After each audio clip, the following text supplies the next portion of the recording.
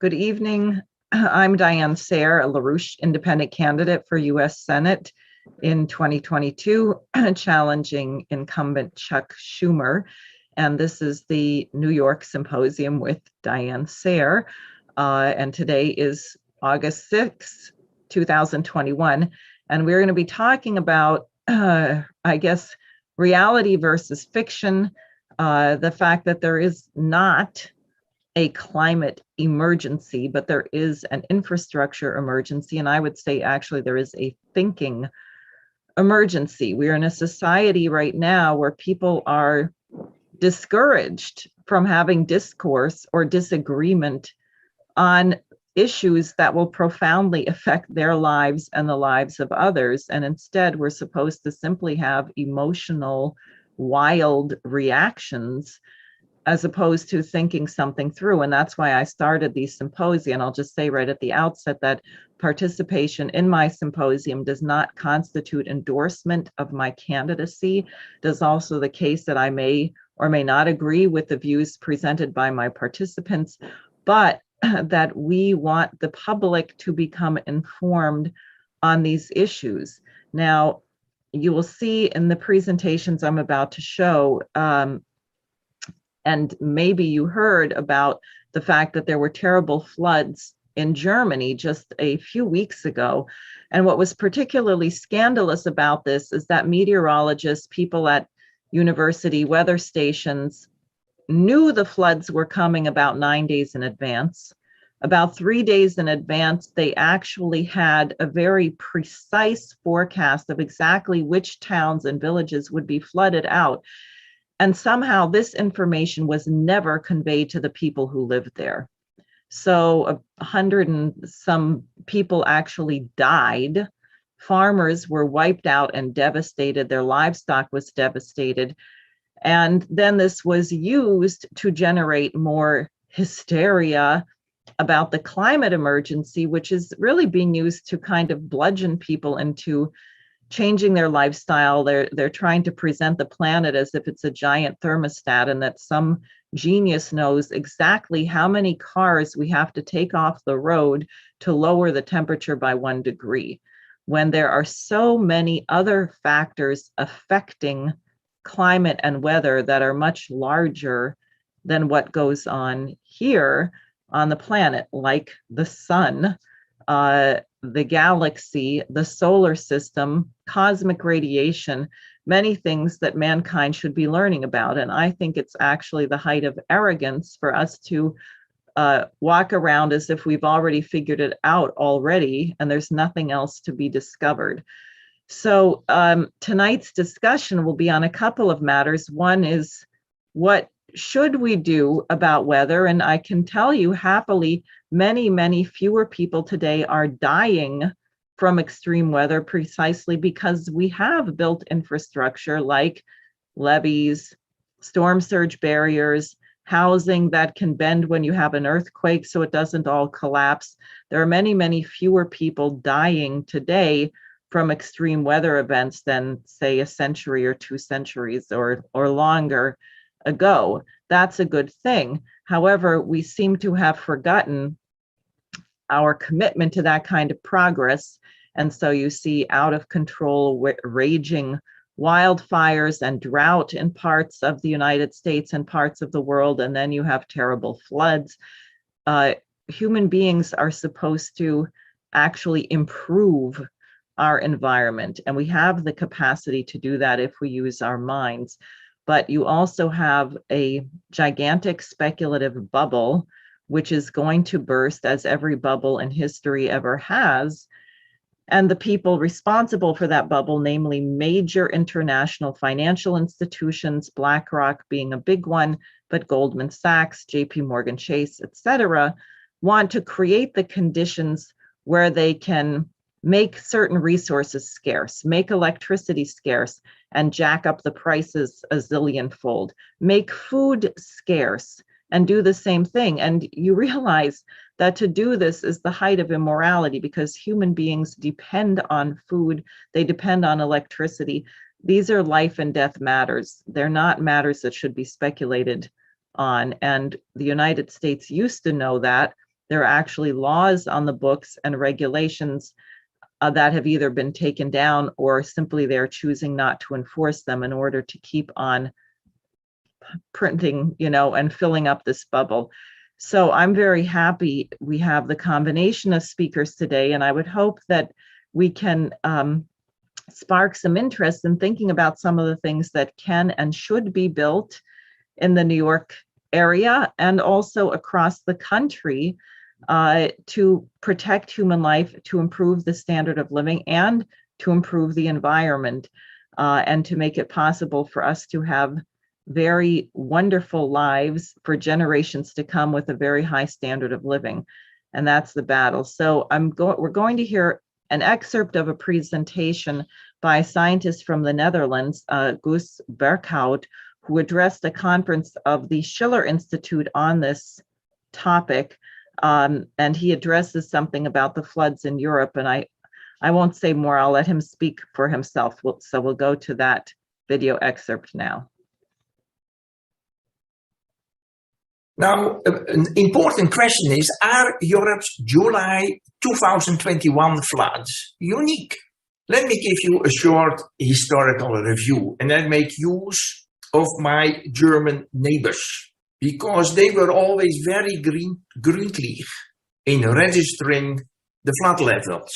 Here, a very notorious picture of the Christmas flood in Germany and the Netherlands as early as 1770. It was a very famous flood with a lot of casualties. And when we go to 1784, you see a picture of high water in Würzburg. It looks like a very big disaster. And let's go to 1888, where we see a picture of the Dargau Hochwasser. Now, a very nice overview by a timeline at the wall of the town hall of Passau. Note the high flood level in 1500 and 450 years later, 1954. And note also the very large variability in flood levels in the past 500 years. And then here another small town in Germany. Again, history shows that high water levels and flooding have occurred many times over the centuries. Look again at the big differences. Now, to attribute past and current flooding to CO2 emissions is most questionable. I come back to that. Well, keep in mind that all this historical information is known by authorities. So they are not ignorant at all. However, instead of acting, they are just concerned with investing in CO2 reduction. Let's go to France. And here you see a picture of the Paris flood in the early 1900s. Well, it's interesting that around the same time, there were big floods in the western parts of the United States. At the same time in the world, you have big floods in Europe and you have big droughts in the United States. And we have seen that over and over again. Here a picture of the 1954 flood in the Netherlands with a lot of casualties. It initiated the well-known Dutch Delta works. They were particularly for the Dutch coast.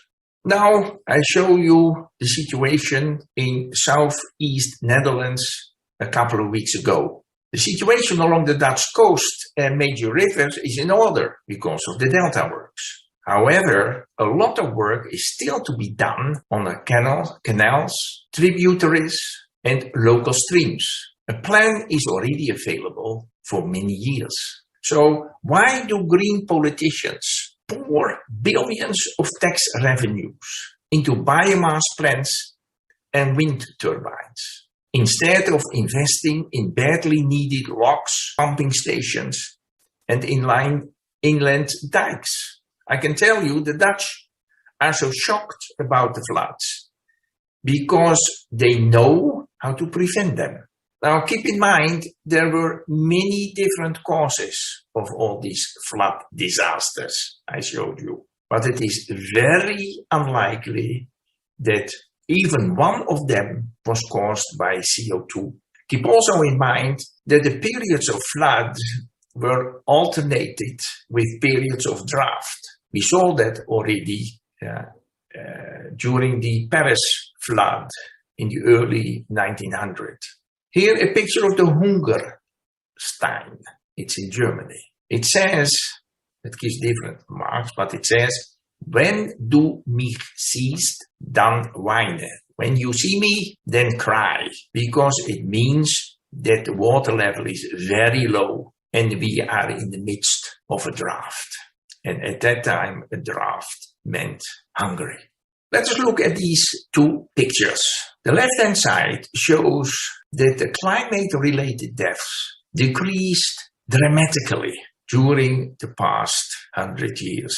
And that was due to adaptation. Many facts show that it is not climate mitigation, CO2 reduction, but climate adaptation, timely adaptation, that has resulted in a spectacular decline of climate casualties in recent decades. Now, if you look at the right-hand side, you see a picture where it is shown that CO2 levels are increasing. And you see also that many conferences were arranged by the United Nations to try stop this increasing CO2 level. But you can also see after 25 of these expensive conferences, nothing happened. But we also know that all these extensive and expensive measures against increasing CO2 has never saved one life. So why have political leaders not learned anything from this knowledge? All they seem to be doing now is holding meetings about reducing CO2 and forgetting to take the measures we are sure will work. Now, of course, we cannot say the more CO2, the less climate-related deaths, because more CO2 has a completely different cause than the decreasing climate-related deaths. So you cannot just say that more CO2 causes less climate-related deaths, or the other way around. It's actually ridiculous. But keep in mind, a similar fundamental cause-effect mistake initiated the founding of IPCC. Let's go to a conclusion. Climate adaptation provides high benefits at low cost. That's a fact. So why is this not done? Why are green politicians still talking about high-cost CO2 mitigation projects? Why do they still pour billions of tax revenues into biomass plants and wind turbines, instead of investing in badly needed locks, pumping stations, and inline dikes? Dear citizens, please wake up. We understand the problem. We know the solution. We have the technology. We also have the money. So where are we waiting for? And keep in mind, when I say problem, it's not only a fight against flooding, but it's also our fight for a safer living environment in general, and a better education, and more independent scientific research, etc., etc. So what is the next logical step? My urgent advice is, don't allow green politicians to spend our money on ideological CO2 projects. They actually have the least priority. And be aware, if we do nothing, the flooding in Europe is a harbinger of the future for the entire world if the Great Reset comes into force. Ladies and gentlemen, I sincerely hope that the July flood in Europe will open up the eyes of the green politicians and will have a major effect on their priorities on our future, because we talk about not their future, but our future. Thank you very much for listening to me. Great. So I would like to thank Gus Burkhout for speaking at the Schiller Institute conference. I'm now going to actually show an excerpt from a presentation given by Marcia Baker, a colleague of mine, and it sounds as if it could have been done this year, but it was actually done 8 years ago when I was running as an independent candidate against Governor Chris Christie of New Jersey, then governor. And I launched my campaign in part because I was so disgusted by the way he did not respond to Sandy. He and then President Obama got zillions of photo opportunities prancing up and down the Jersey Shore, but there was no relief in sight for most of the homeowners for some time, for years. And you had millions of people who didn't have electricity for actually a couple of weeks or longer, in some cases much longer. This was a dramatic increase to the homelessness in the New York metropolitan area because people lost their homes. They didn't get back in. They moved in with relatives. And I think in a lot of cases, people are still living that way. So I learned that there had been a conference actually in 2009 by the American Society of Civil Engineers and part of university system in New York to examine the danger of tidal surge in this New York metropolitan region. And they had come, oh, Cal's holding the book, but it's disappearing between his, it's like a magic trick. At any rate, we have the book of the conference proceedings of this conference, and there were many proposals made, and I was very happy to see the one that I thought that was the most interesting was one by a company called Halcrow, which is a 5-mile long sea gate from Sandy Hook, New Jersey to the Rockaways off the coast of Long Island. My colleague Marcia Baker gave a wonderful presentation on that at that time. So you will hear it and it will sound as if it was done last week. So why don't we go ahead to Marcia's presentation. The urgency of the seacoast, let's talk about it because here we are, came about because in 1960, Hurricane Donna, I think hit every state up and down the East Coast. Some people here remember that. There were 365 dead here, a terrible loss of life. But remember, and some of us may not, in 1938 was the kind of hurricane that hit especially New England. I think it's called the New England hurricane. And that had 800 dead, mostly in Rhode Island. And there were whole islands, like I think Napatee Island had 40 houses. The whole place just in effect disappeared. Part of New Jersey, Cliffwood, or whatever the particular Cliff Beach, that disappeared. So in response, there were certain kinds of development plans worked out. And we will now look at 3 of them in New England because after 1938 there was worry, but then after 1960 it was rushed. So in 3 states there on the coastline, here's the first one in Rhode Island, in Providence, there were barriers built to protect the inland areas against the sea surge and against the flooding. Now this is the Fox Point Barrier in the bay there at Providence. It was started in 1960 and finished in 66. And it's about 3,000 feet long, and it worked fine since many times. Let's go to the next one. Nearby in New Bedford, Massachusetts, this is a scene of a longer barrier, and it has a huge stone structure. It's still to this day the largest stone structure on the East Coast, built by the Army Corps of Engineers.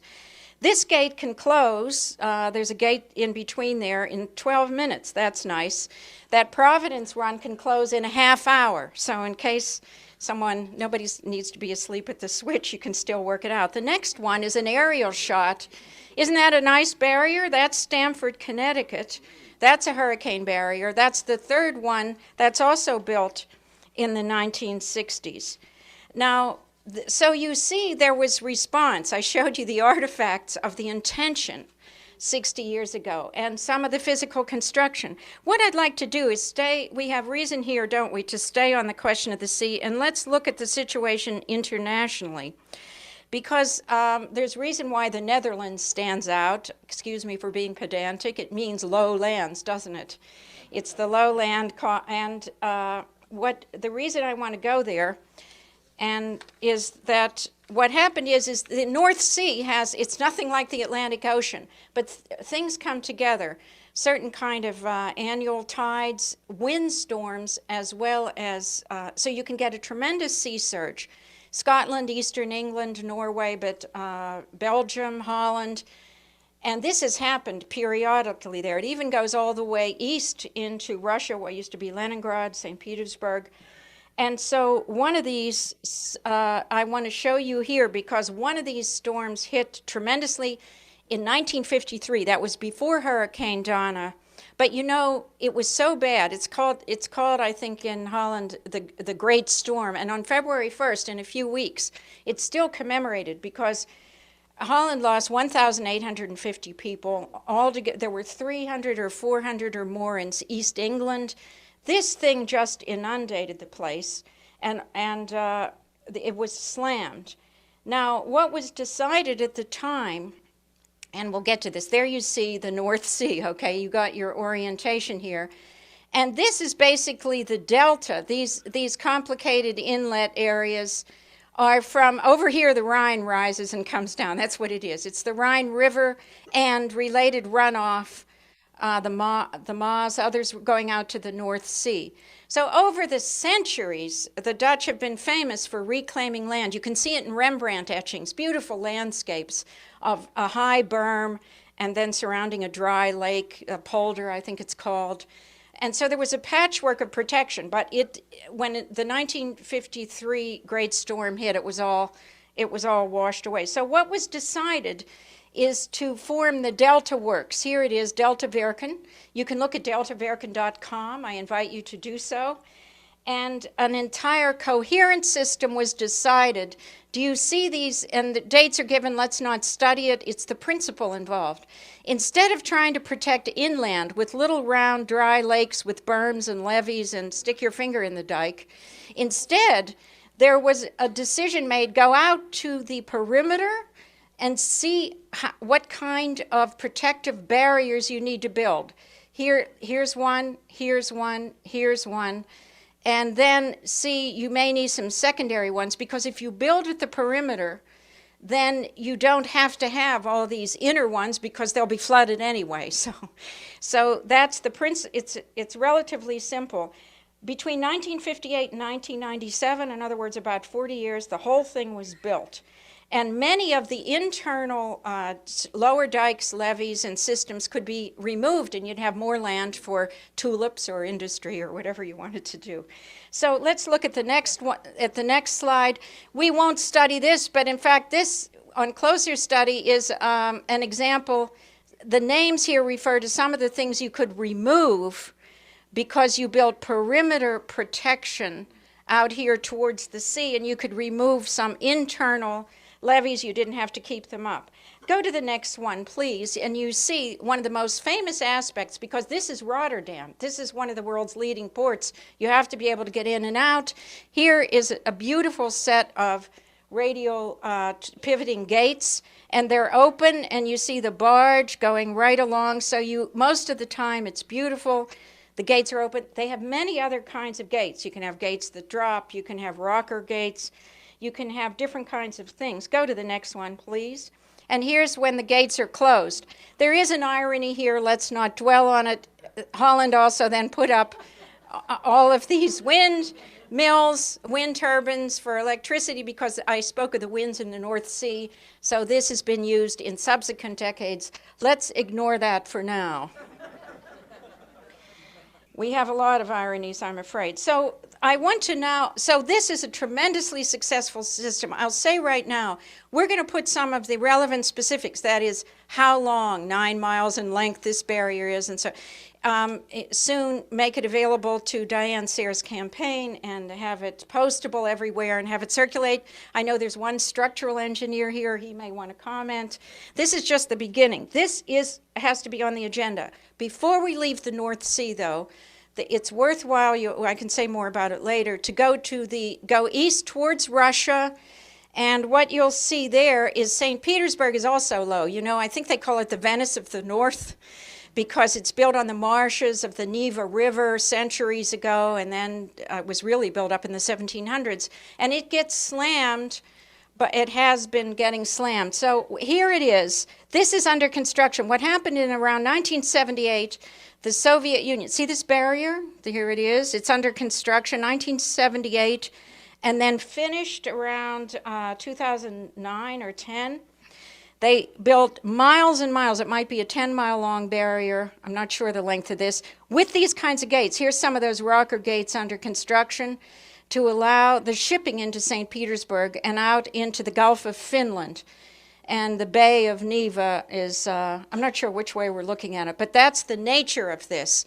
So it too took 35 or more years, and various Western construction companies helped finish it off. And so this is the reality. Staying there too, go to the next one, please. I want you to see even the Thames, which doesn't even rank on size. I presume it's bigger than the Passaic River, but I can't say. But to protect the city of London from these ferocious surges, they put in this system. It was finished. It was finished in the late 1980s. It goes all across the Thames, downriver. Here is a diagram of how it works. These are rocker arms, and in between these rocker arms are kind of half barrels, and you can put them down and keep the sea out, and the rest of the time, they're flat under the water. Let's go to the next one. You'll see the real thing. This isn't a diagram. This is this, and there are gates, and the entire Thames River can be blockaded there. It's a barrage. It's been in effect. Maybe some of you have seen it. But now there are not innumerable things like this around the world. One is being completed in Venice for obvious reasons in the Adriatic. That's not like the Atlantic or the North Sea, but they get a combination of rainfall and heightened. So they have a kind of flap, a gate flap. It's underwater, it lies flat, and then it's pushed up with a strut. And that will work there for them. They're not deep sea. They're not like your Atlantic Ocean up here. And that's underway. So many places in the world do not have this. You read of what happens in Indonesia, in what's happened in Bangladesh. But this shows the reality of what's built and what works. Now let's look at a very interesting thing. I just wanted to point out a place that has a different set of problems than Hoboken or Staten Island or Tokyo, with 12.5 million people. We can go to the next slide. This is an underground holding tank because, after all, the archipelago of Japan are mountains underwater. And if you get rainfall in a deluge coming down on top of you, at the same time you get a tsunami or just a surge, where do you put the water? You can't. So they have built the biggest set of holding tanks underground in the world. They popularly call it the underground temple. Look at the next one. And tourists can see it for free. And it's gigantic. It's on the perimeter of Tokyo. It has a fancy name about the Tokyo Water Diversion Outer Program. But basically, they have big collection for the sea coming in, the deluge coming off the slopes towards the city. It's all collected in these gigantic football-size holding tanks, and then they have gigantic pumps to pump it out when it's safe to do so, and they know where they want to pump it. So this is normal engineering reality that was built over the last 40 or 50 years, despite the antagonistic environment to this. So what I want to do is come back here to, by the way, that took about 14 years to build. They have a lifespan, but they do, but it's intended and it's accomplished. So what's happened in North America? We probably wouldn't be here if everything was built. We'd be, saying goodbye to friends going to Mars or to, the moon in the tunnels. But I just want to point out, I just want to go to say something about the time period in which this tremendous shift was foisted on our country thanks to us being susceptible to it. And the projects we already defined in the 1940s and 50s were completely thwarted, the necessary projects, because, remember, President Kennedy was killed in 1963. He was for looking ahead for 50 years and building necessary projects and going to the moon. You had echelons of scientists and engineers at the Atomic Energy Commission all over the place, but they were thwarted. And what happened is, you had the Vietnam War, of course, just to review briefly, but around that late 60s, 70 period, you had a ferocious intervention of the kind of Earth Day, don't mess with Mother Nature, do not go into the environment and build defenses and deal with increasing water supply, moving it to where you need it, prevent it from where it shouldn't be, as in sea surges. You had the National Environmental Protection Act passed. In 1995, you see, yeah, right there, they developed what they called SLOSH to analyze what places in New York City, New Jersey, and elsewhere would be put underwater in the case of 100 or worse years. They call, a century flood. And for example, this is New York City. I don't have New Jersey. It's gettable. We'll get it. It goes together. They knew this was 1995 to 1999. They knew 14 subway stations in the case of surge would go. They knew 18 rail stations, Hoboken and all the other ones. They knew what would happen to the tunnels and the bridges getting potentially hit. The critical miles of roadways, 2 airports, ferry landings, 6 fire stations, public schools and private schools. They had more than 1 hospital we can get to. Nursing homes, 10 power plants, a sewage treatment plant, and the city of New York knew which public housing complexes were on the floodplain and would have flood prone. So we know that. And I'm only putting this here because switch this around, because this wasn't acted on. This was 95 to 2009, and we know what ought to be acted on. I mean, we knew it because what happened here in the last, in October 29th. But in any case, what happened is, in 2009, a seminar was held, and Diane herself in the campaign has a new book. It just came out a month ago, Storm Surge Barriers to Protect New York City. It includes New Jersey. Against the Deluge by the American Society of Civil Engineers, and it gives the proceedings of papers presented in 2009 here of people who came from St. Petersburg, Holland, and homegrown, especially at SUNY, to discuss what we're going to do. Now, they have 3 proposals on that perimeter principle, and we'll now look at the overview. They would say, basically, everyone says one thing is obvious. You have the Verrazzano Narrows where the bridge is. Put a barrier there. Here into New Jersey on Arthur Kill, between Staten Island and New Jersey, where you have the other bridge beside Gothel's, I forget what it's called. Put a barrier there. Up here you have a problem. It's not a river, but the Long Island Sound can funnel in the way that funneled into. So put a barrier on the East River, like this inner side of Throg's Neck, okay? Put a barrier. And they all discussed the substratum of the dirt, what did the whole thing look like, what are the problems, and now let's look at their designs. This is an artist's rendering of how you would have, this is those radial gates like they have in Holland and they have in St. Petersburg.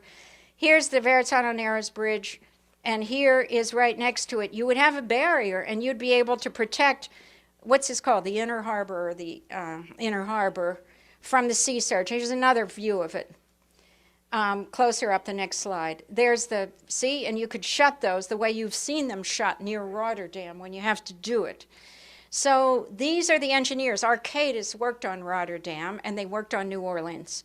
Now, the next one is just, we're going quickly because this, I'm not sure exactly how this works. This is for Arthur Kill. This is between New Jersey and Staten Island. New Jersey might be here, I'm not. But they have, they had a certain, some of these have tunnels involved, bridges involved, but underground. I can't say exactly how this is designed, but they have many designs for it. And we'll go to the third one for the East River because likewise, you can picture a barrier. You've now seen about 10 of them. But they propose to use the kind of thing here that they're doing for Venice. It lies, this is the barrier, the gate, when it's closed. This is the coming in from the Sound, Long Island Sound, and over here is to protect the city. And a cylinder comes up and keeps that barrier, and otherwise the gate lies flat on the bottom. So that's the idea for the East River. And finally, we have the grand idea from the company that's associated with it's called Halcrow, but it's with one of the big companies, CH2M Hill. They say, don't just do the Verrazzano Narrows and Arthur Kill.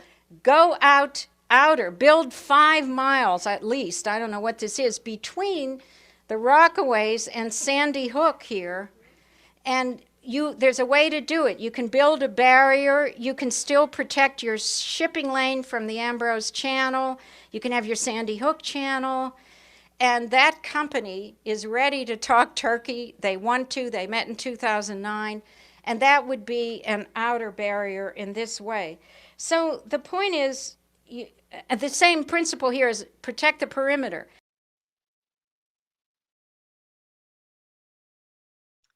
Okay.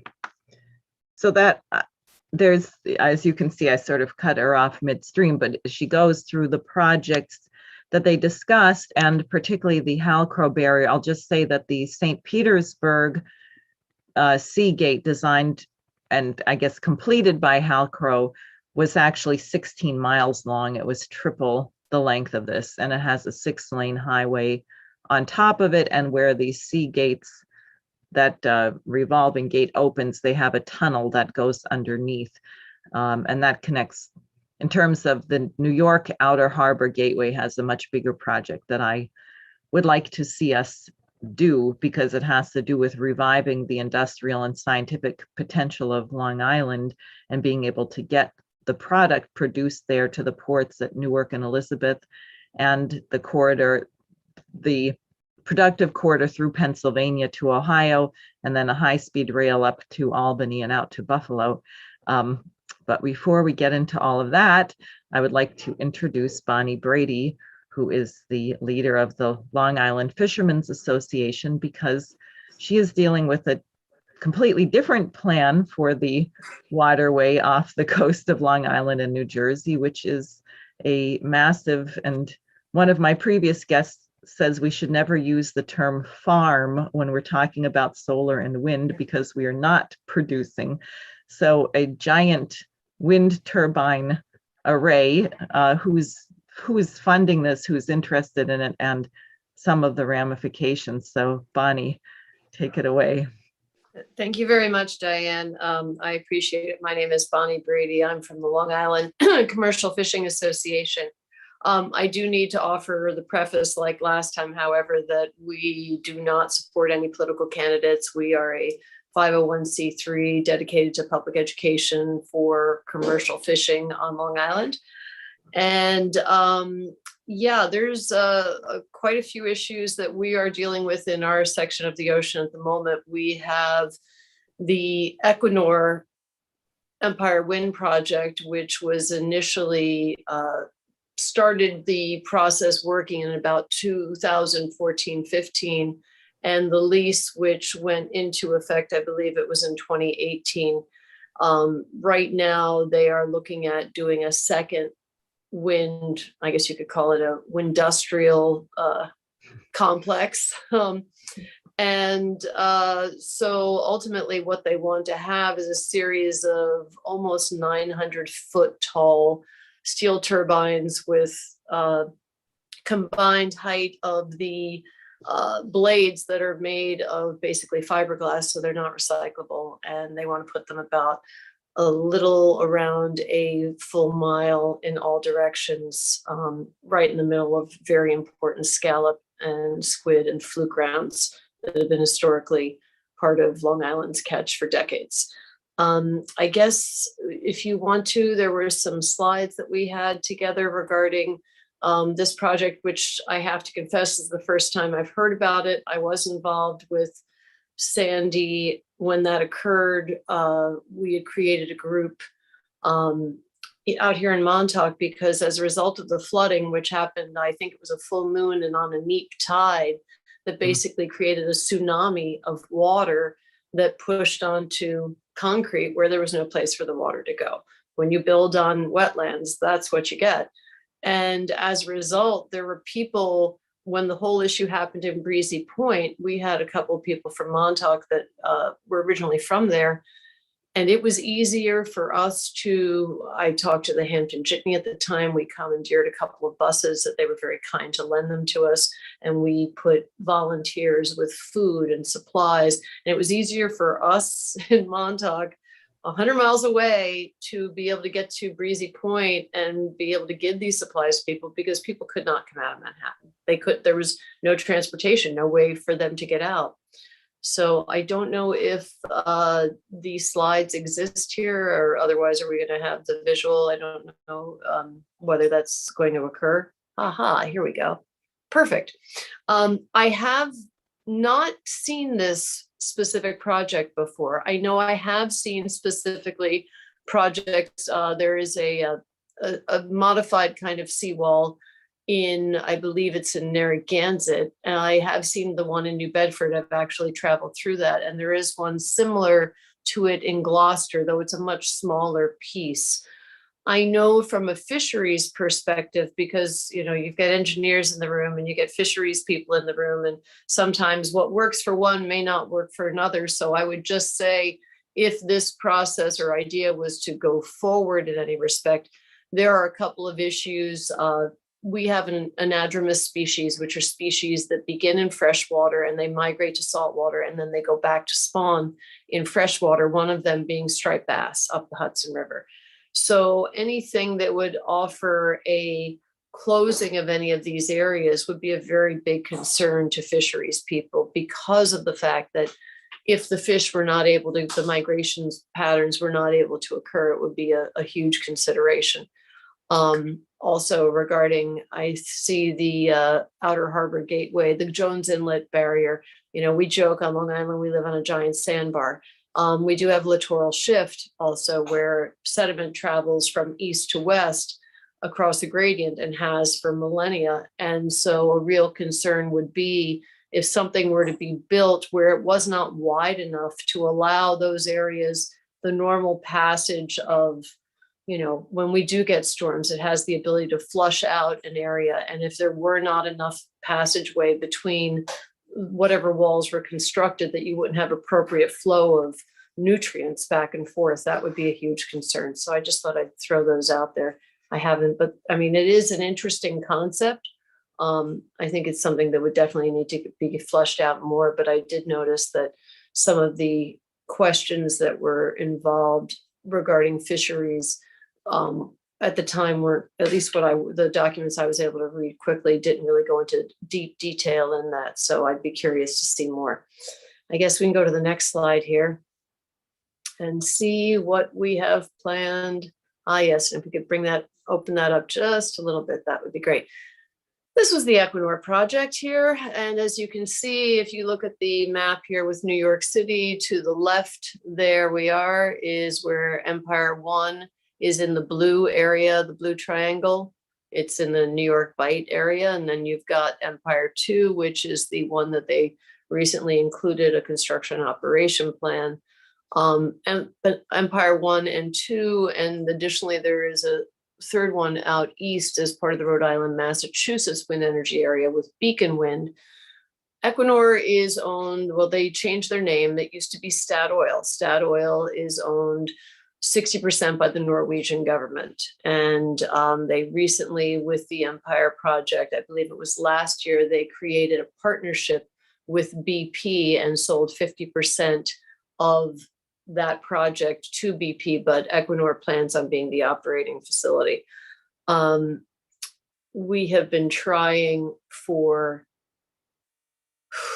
I want to say 7 years to have BOEM listen. In fact, before I joined this today, I spent 2 hours on a Bureau of Ocean Energy Management video conference for commercial fishermen discussing the overall issues with the Empire Wind project.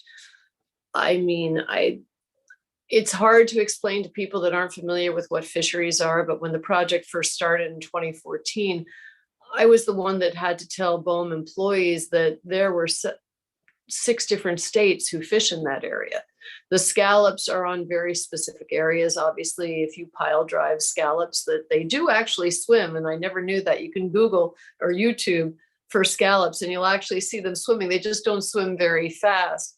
So you have the issue of the industrialization of the ocean floor to benefit a foreign government-owned energy company, where the entire process, we know from looking at various things, I believe the total cost is a $3 billion investment.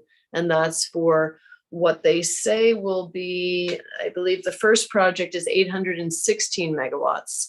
The second project, I know the total between those two near New York City and the third, they say will be something along the lines of, I think, 2 gigawatts of power, but that's only 2 gigawatts of nameplate power. Offshore wind is notorious for being, in addition to highly intermittent, not really being very efficient. On average, offshore wind is about 38% of what the nameplate number is annually. So for example, if it was a 1,000 megawatt project, annually they could possibly get 380 megawatts of power out of that. It's less in the summer when we in the Northeast need it most, and it's more in the winter when we don't have the need. I guess we can go to the next slide, please. So here's a bigger picture of the Empire Wind project specifically, and the areas that, as far as in the biomass, the area with the polka dots, the pink polka dots, that is the lease that's already been given out that has high valuations of scallops within the area. And we know because they are putting transmission cables only 6 feet under the ocean floor through jet plowing, which liquefies the ocean floor 6 to 8 feet, and then they'll be placing cables underneath. That area of Cholera Banks is called Cholera Banks because it has huge sand shoaling environment. It's a very dynamic environment. You have lots of tide. Basically, there's a scientist I know by the name of John Manderson, and he explains the ocean is basically where the fluid is the medium, and all of the fish and all of the nutrients, they move in kind of tandem along with temperature changes and how that affects what's going on. So you have an area there that's incredibly vibrant, where the scallops like being in the sand environment. It's where they put their larvae. It's where their young go. If you pile drive and you jet plow it, you're basically killing them in all forms, from adult through larvae. The same for squid, and also the same for fluke. So plus the fact that the area that they say, oh, you can fish there, they're making it with these series of turbines to the point where trawlers or scallopers or even surf clam guys, though they aren't affected there, would not be able to pull their gear without risking hanging up on some of the electric cables, so that, you know, you could literally either lose all of your gear, or in the worst case scenario, you could flip your boat. So it's a safety issue, and it has yet to be addressed. You can go to the next slide, please.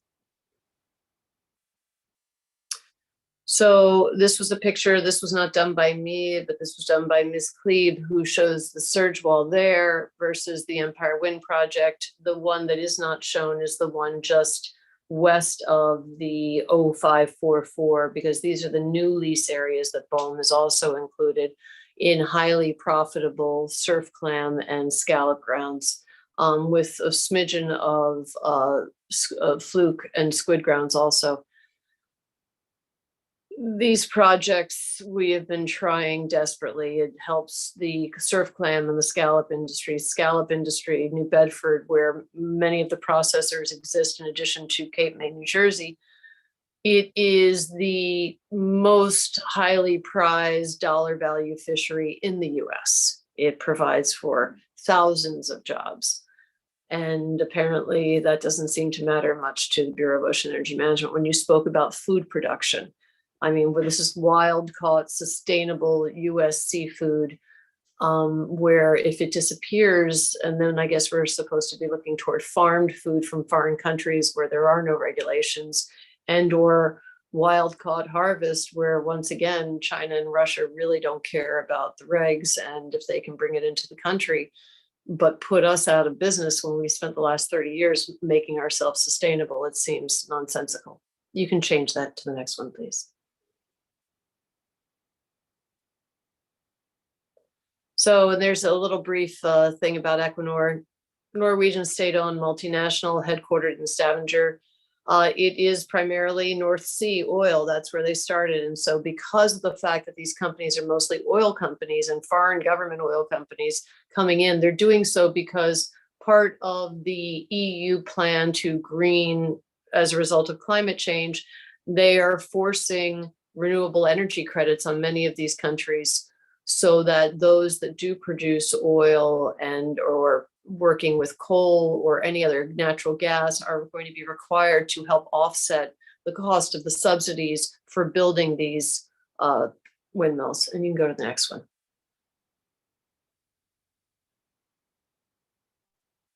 And so you've got right here some of the Equinor investors. It's 60%, 7% government in Norway and a variety of hedge funds, frankly, which actually Copenhagen Infrastructure Partnership, which is next to the Beacon Wind project further east, was created by Pension Denmark, the largest labor pension fund in Denmark.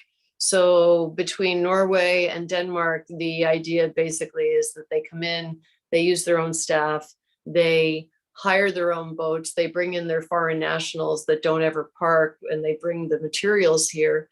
And then when they do after they bid on them and they get the contract, they use their employees, which then take money out of their paychecks to help feather the pension funds that go through the process again and again. That's about it. That's all I've got. Thank you. Great. That I'm actually right now very far north in New York in St. Lawrence County, and been meeting a lot of farmers, some of whom are very concerned about the lack of interest by people who depend on the food from our farmers, the jeopardy that our food supply is in, and the insanity of importing food, bringing in, I think now 60% of Green Giant food comes from other countries, not the, I mean, there's a value to food being grown where you consume it and not shipping it all over the place. But I think Cal probably has a number of thoughts from hearing these things. This is Cal Smith, a good friend of mine and a professional engineer who knows something about water management. Cal, are you there? Yes, I'm here. How are you? Great, good. All right, so let's see if we can bring this thing up. Can you see that slide projection now? Yep. Okay, great. It is interesting on this on the question of this windmill project. I completed my undergraduate degree in civil engineering only 12 years ago. And for our senior design project, we were assigned to look at a 600 megawatt project that was proposed off the coast of Virginia Beach.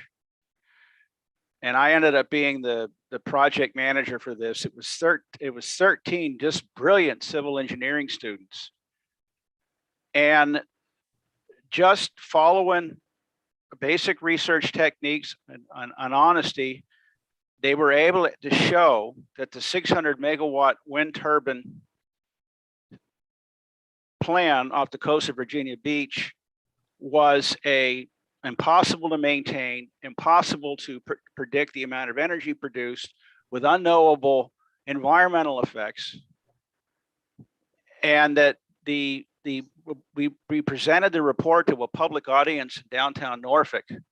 The report was picked up by the Virginia State Senate, who shelved the project for 12 years. There had been a big push to get a mock-up windmill built off the coast to prove it, and what the Virginia State Senate gave them was a 12-foot high tower in one of the tunnels. It's not that difficult to prove that these systems don't work, but there's been a lot of money changing hands, a lot of promises of infinite wealth from hedge funds and risk management. You know, you saw how successful that was in Texas when the Texas grid collapsed in February. So this is something that can be proven to not work very well. Now, what I wanted to show you here is something very interesting. There was a study done in New York City at about the same time where this 2009 current conference occurred on building seawalls. And one of the things that New York City and everybody likes to talk about right now is how the Antarctic ice sheet melting is going to double the amount of sea level rise by the end of the 21st century. And if you look at the fine print, this is right out of the Uncertainty in Sea Level Rise 2019 report from New York City. And you read this, you read the fine print, and I put the emphasis in, is that the Antarctic rapid ice melt, which is supposed to contribute to half of global sea level rise, represents, read this carefully, a new physically plausible upper end low probability scenario for the late 21st century. Now, it's based on assumptions in sea level rise that NASA has just said are seriously flawed, that the models are seriously flawed, and that forecasts for 9 degrees Fahrenheit under high estimate scenarios for the year 2100 are probably incorrect. This is a chart, for example, from the same conference. It shows just a linear projection of sea level rise going up 1/8 of an inch a year, and what it should be right now.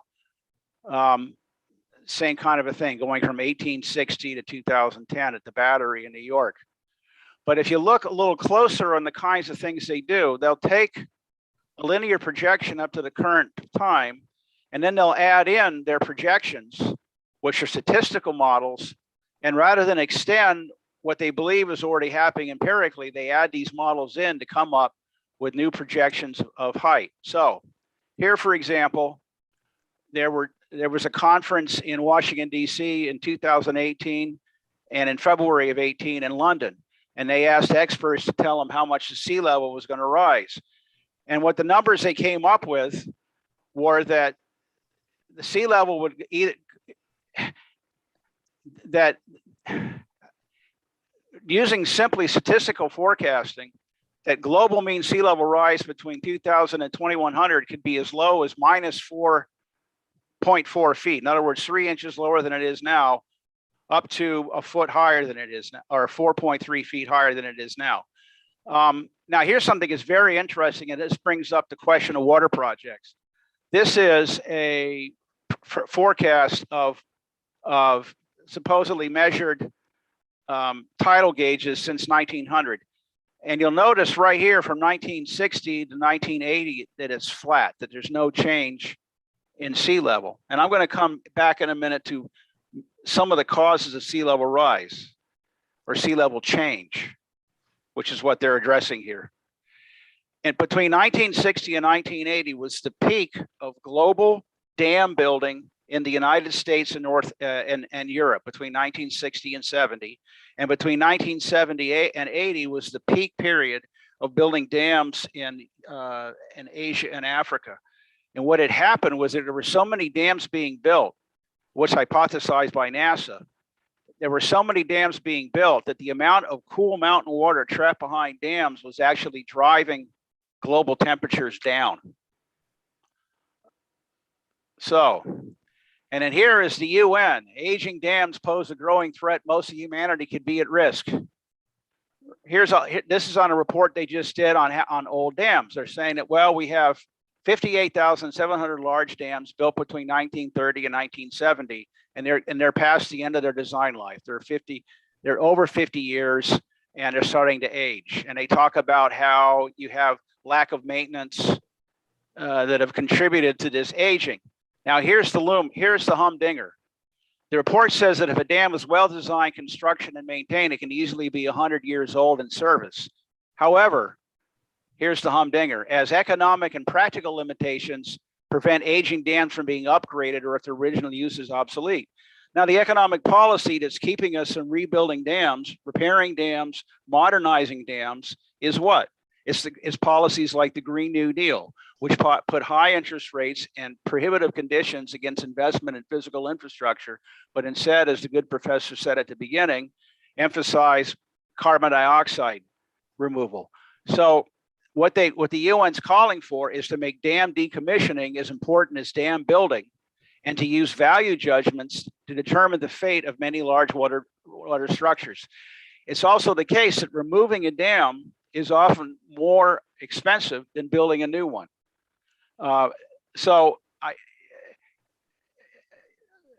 For example, there's a bill in front of the Senate called the 21st Century Dam Safety Act, which has an entire section on adding what they call value considerations to the removal or the non-construction of dams. And it's gotten so instead of building projects that would control water and make people's lives better, what they're talking about doing is having hydroelectricity be allowed to produce backup power for wind and solar plants, which they intend to make the dominant source of electricity production. And because it is admitted that wind and solar are unstable, the idea is to have hydroelectric to be able to turn on or turn off when the wind or the sun doesn't shine. Now, to do that, you're adding complexity, extra unneeded transmission lines, and deliberately fostering the unreliability of electricity grid. So if you looked at this stuff, at this policy of the Green New Deal or purely in economic terms, you'd never understand why they're doing this, or you'd never understand why why New York and New Jersey have never been protected from storm surge, right? The cost of building these new projects is far less than the damage that's incurred by not building them.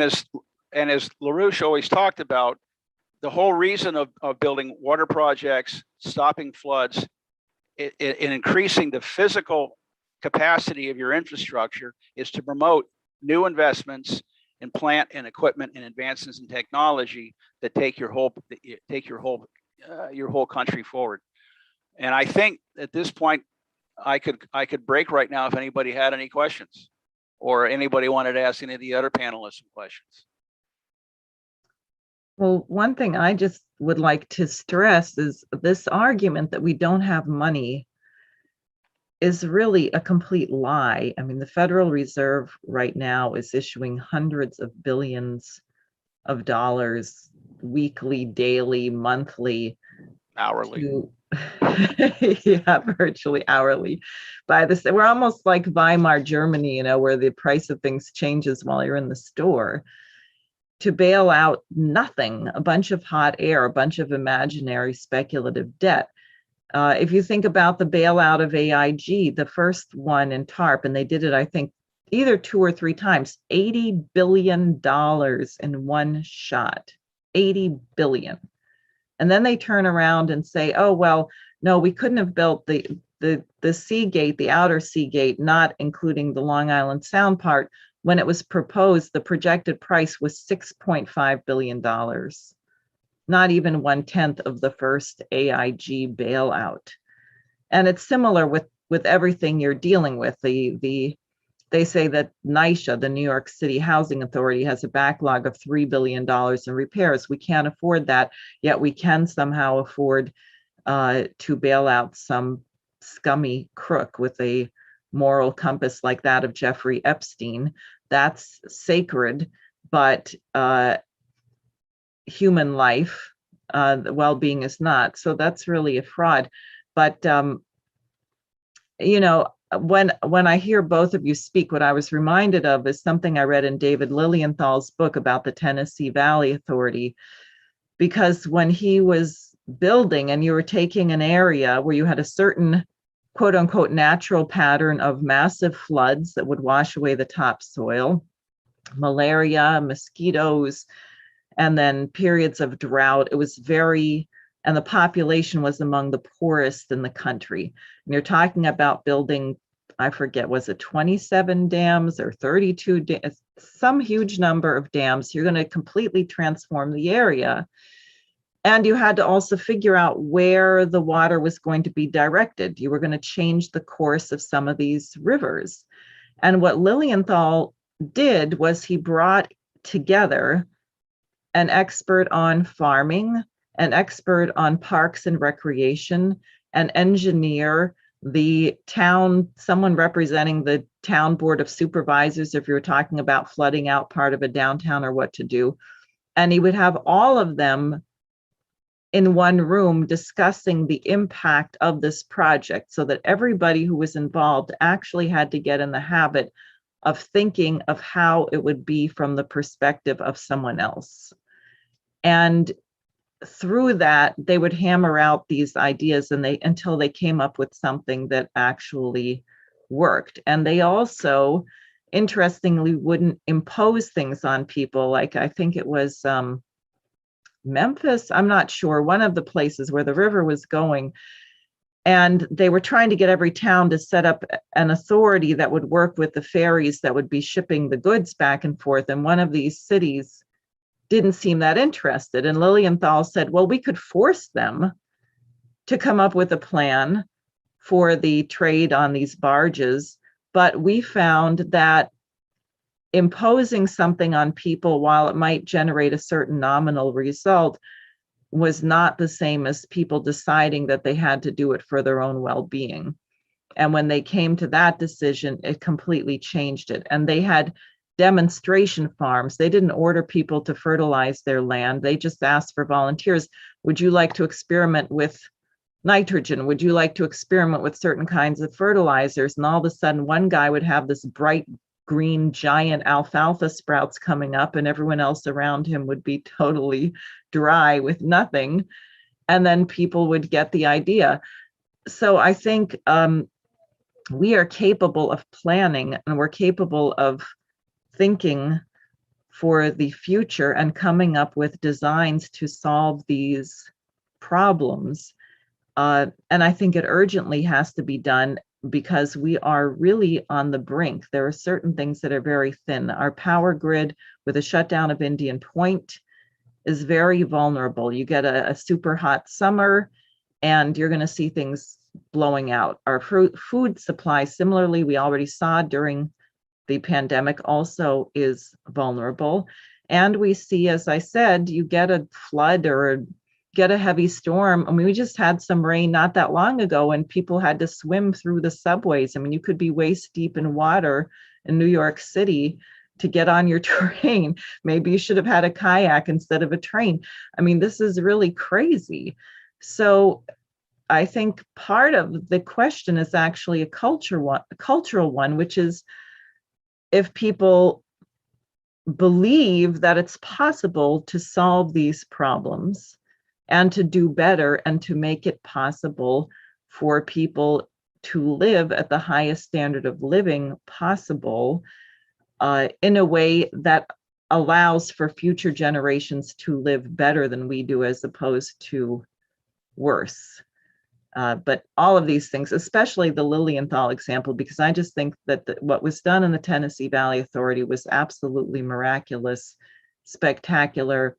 It's the model for many things. One of our colleagues just described that it was the model. They had a Helmand Valley Authority.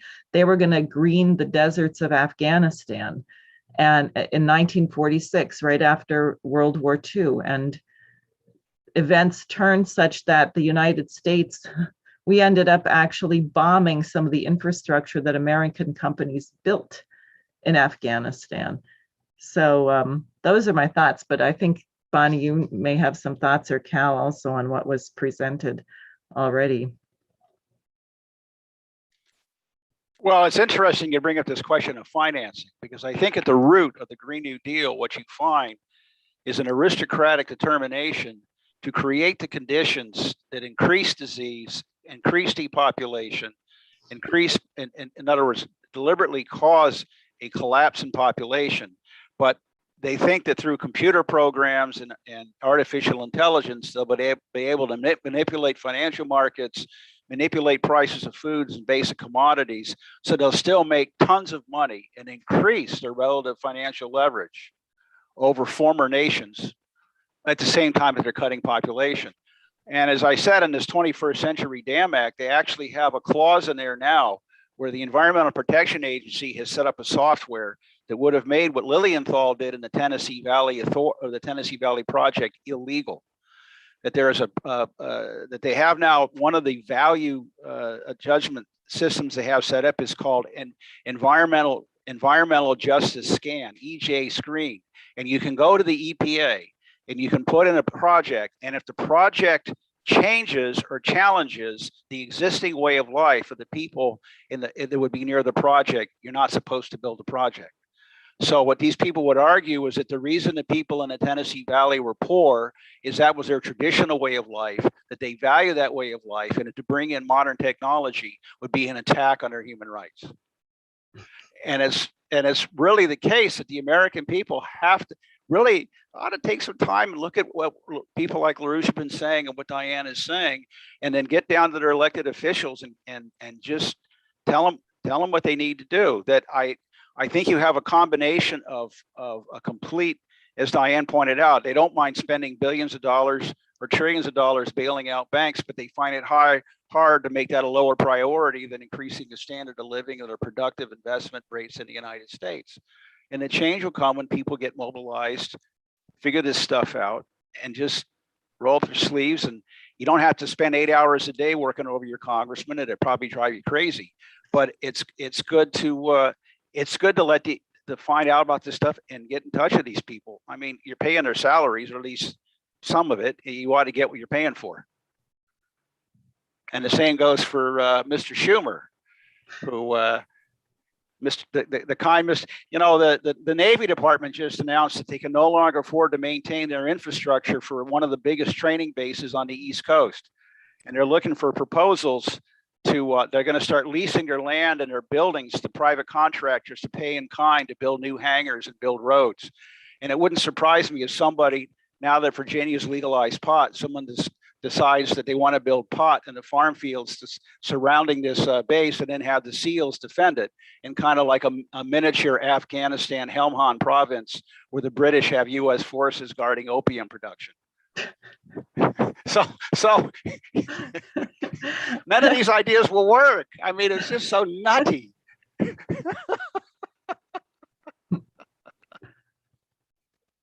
I would suggest for, what we are up against is a hard wall of misinformation that consumers are not being told the truth about these projects. They're being told, oh, it's 9 gigawatts, or New Jersey, 9 gigawatts versus New York, 7 gigawatts.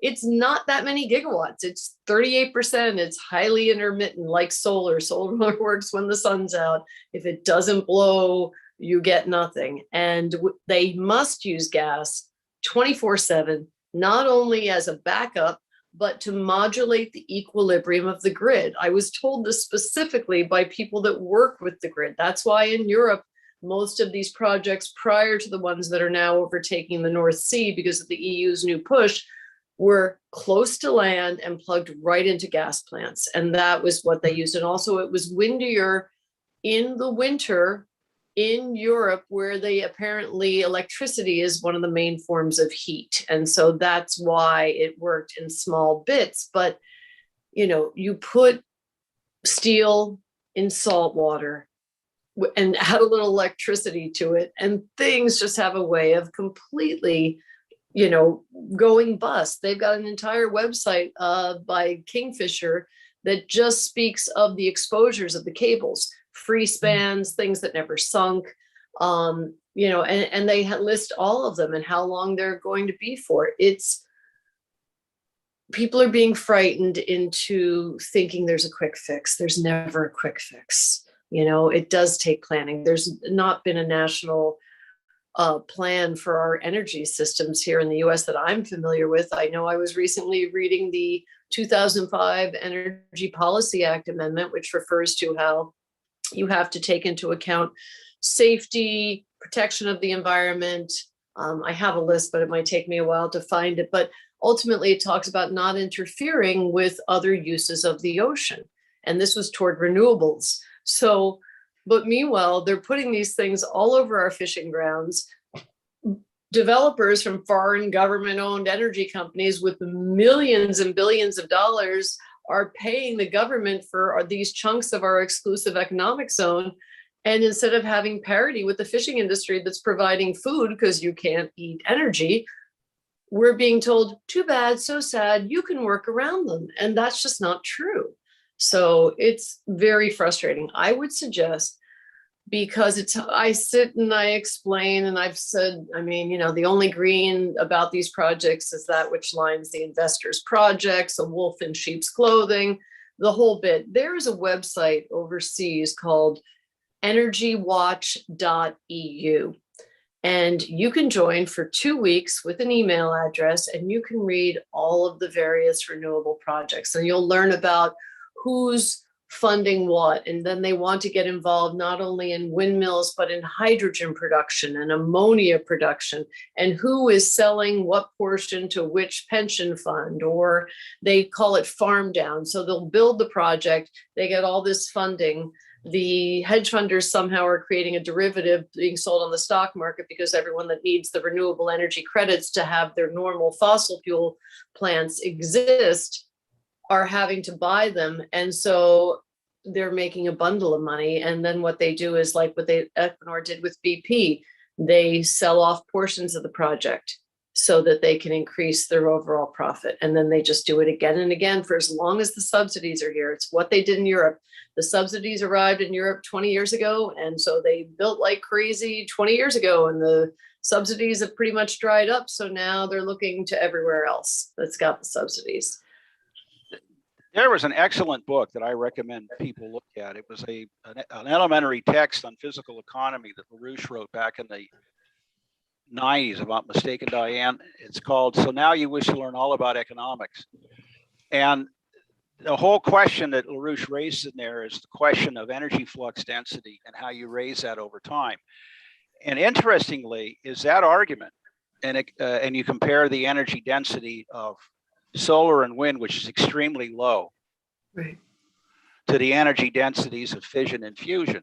And in fact, that argument was used explicitly in the report that nearly defeated that Virginia Beach offshore wind turbine system. And now the CVAL project has gone through. I would love to be able to read that report. Yeah. So I'd be really interested in that. And the report's good, and I'd also highly recommend the book. So You Wish to Learn All About Economics is heavy reading, but the conceptions are there are very, very important to give people a scientific reason to fight this. In other words, it's true that the environmental effects are much worse than they're saying. The assumptions they make about the production of windmills not only overlooks marine effects, but it also, they base the assumption on the fact by claiming that a windmill or one for 25 years at an average wind speed of 20 miles an hour, and that doesn't happen. No. They don't last 25 years. The wind doesn't blow constantly 20 miles an hour. The only place on the planet where you'd get 20 miles an hour of wind for 25 years is on some of the highlands of Antarctica. And nobody's proposing building windmills there, at least nobody rational. So yeah, I can make that report to you, but I highly recommend this book that LaRouche did. All about economics. I want to say, I talked to someone who has a friend who's a contractor and was just involved in building a massive, massive solar array. And what was explained to me is that the Defense Department has a whole bunch of money that they have to spend on these things. And so they spent the money building an absolutely huge, I don't know how many acres this thing took up. And the thing blew out after 1 year.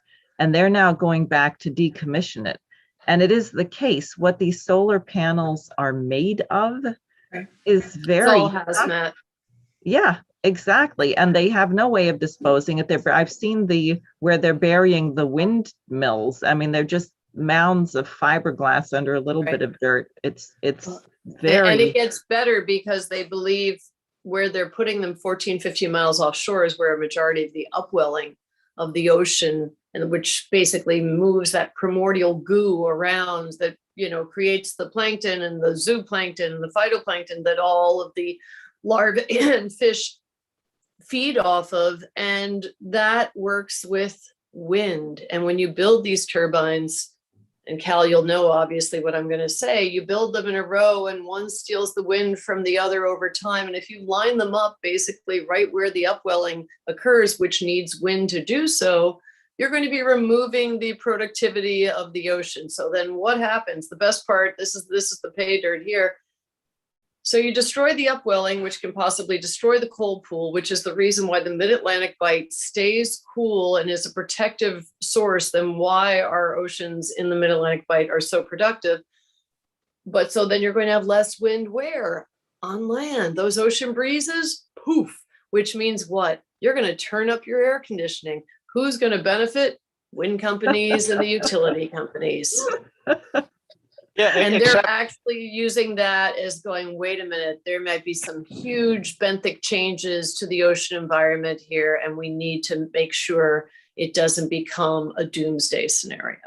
Well, and people should also start studying astronomy and astrophysics and begin to learn the kind of actual galactic and solar system effects that are very, very large scale forces on this. I mean, the idea that cow flatulence is a major cause of global warming, I'm sure not only the farmers in St. Lawrence County can tell you is not true, but the fact is it's just not true.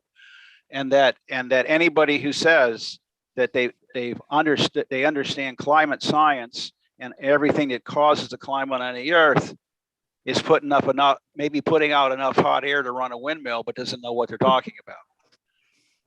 So this is, in other words, there's practical reasons for expanding the space program. Yes, you excite children about the future. Yes, you develop new energy sources, but you also find out about the marvelous processes that actually make the Earth, right? And it's that commitment to optimism, to finding out truthfulness, that's going to that can inspire people to cut through the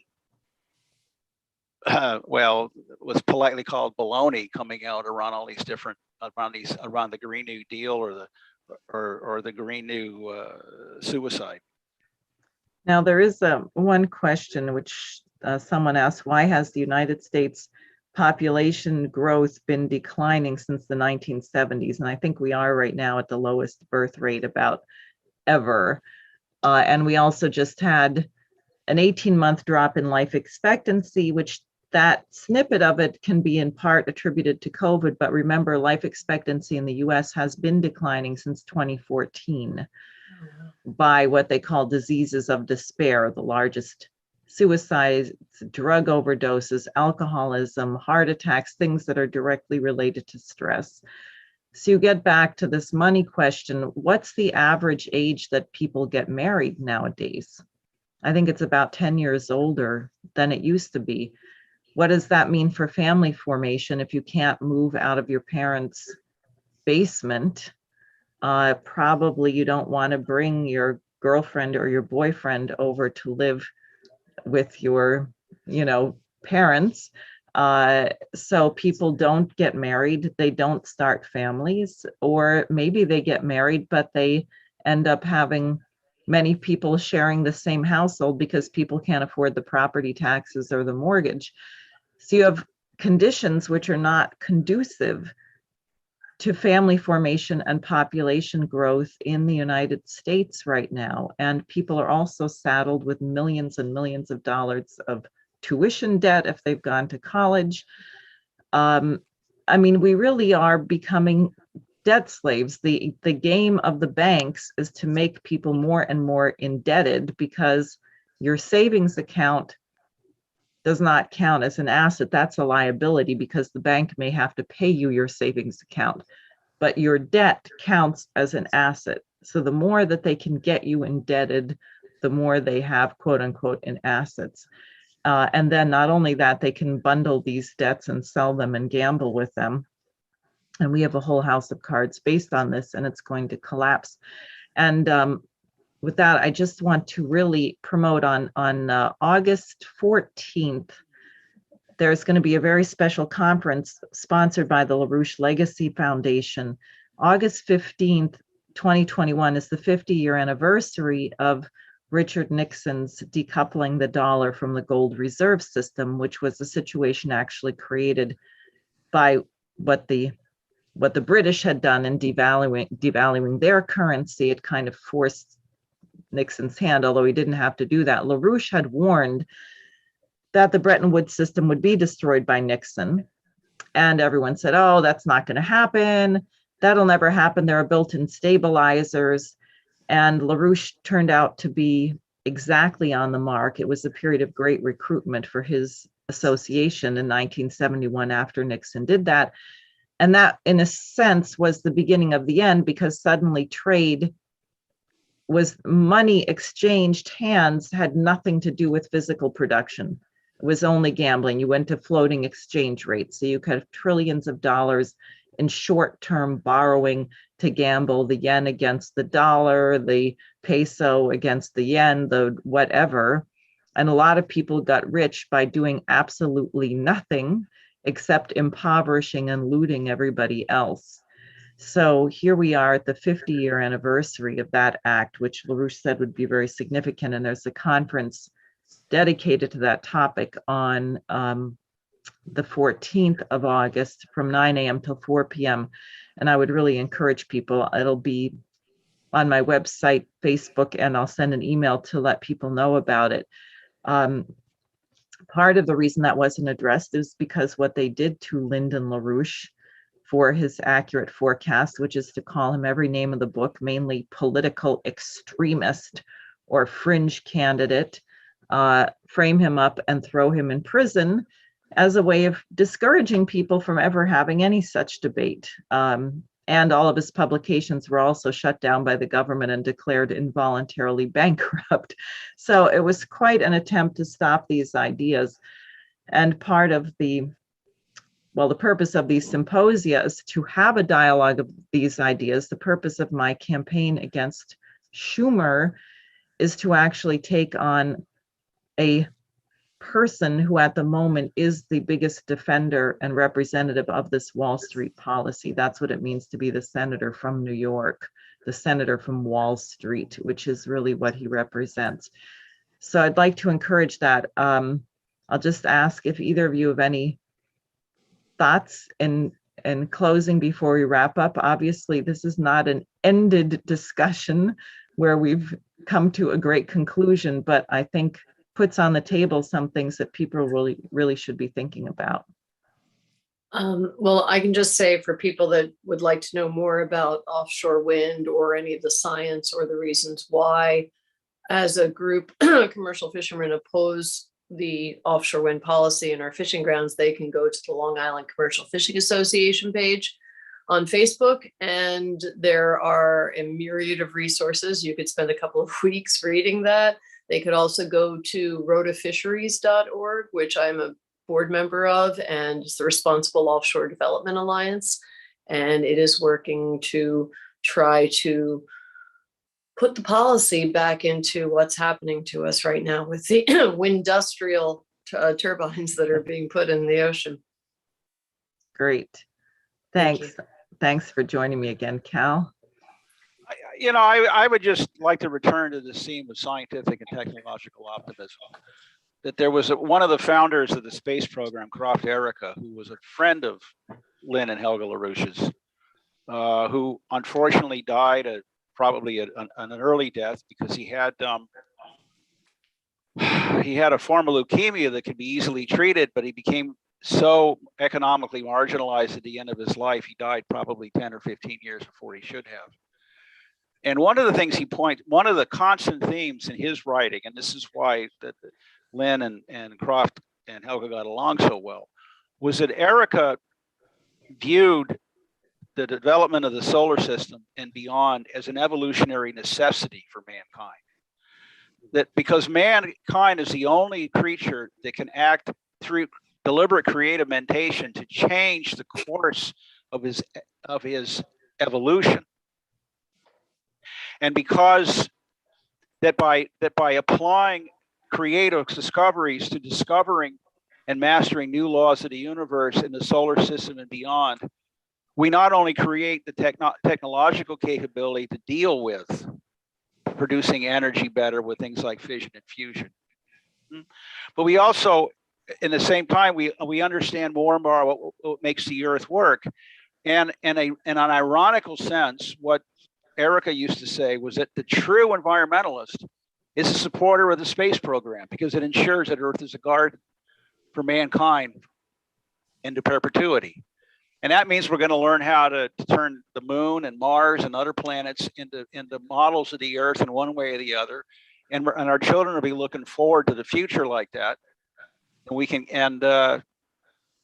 this will give us tools, I think, to beat this oligarchy and come up with a policy in this period of crisis that could work, or a policy approach that can work. Great. Well, thank you both very much. And I'd like to invite everyone to join me here next Friday, a week from tonight, which will be the eve of this incredible conference coming up. And if you have more discussions or ideas or topics you think I should take up, please visit Sare for Senate. That's SAREFORSENATE.com. Send them my way. And if you're on Long Island, I'm going to be having a fundraiser on Tuesday, August 10th. I'd like to invite you to come. So visit the website for more information on that as well. Thank you very much, and we'll see you next week. Thank you. Thank you.